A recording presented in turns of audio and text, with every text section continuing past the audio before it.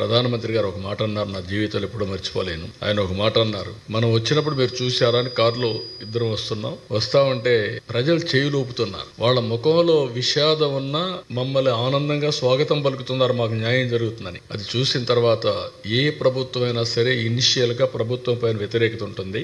అలాంటి వ్యతిరేకత కూడా లేకుండా వీళ్ళు మనల్ని వెల్కమ్ చేస్తున్నారంటే, స్వాగతం పలుకుతున్నారంటే it is a new experience for me. నేను చీఫ్ మినిస్టర్ కూడా పనిచేశాను అని చెప్పి ఆయన అన్నప్పుడు నాకు అనిపించింది, విశాఖపట్నంలో ఉండే ప్రజానీకం ఏ విధంగా గుర్తుపెట్టుకున్నారు, ఎంత నమ్మకం ఉందని. ఆ రోజు నేను దీపావళి ఒకే పిలిపించాను. దీపావళి రోజున మీరు గాని క్రాకర్స్ కాలిస్తే ఫైర్ యాక్సిడెంట్లు అవుతాయి. ఎక్కడ చూసినా చెట్లన్నీ ఎండిపోయి ఉన్నాయి, ఆకులు ఉన్నాయి, చెట్లు ఉన్నాయి, ఫైర్ యాక్సిడెంట్లు అవుతాయి, చేయొద్దంటే ఒక్క క్రాకర్ కాల్చలా. దీపావళి జరుపుకున్నారు, ఎక్కడ టపాకాయలు కాల్చలా.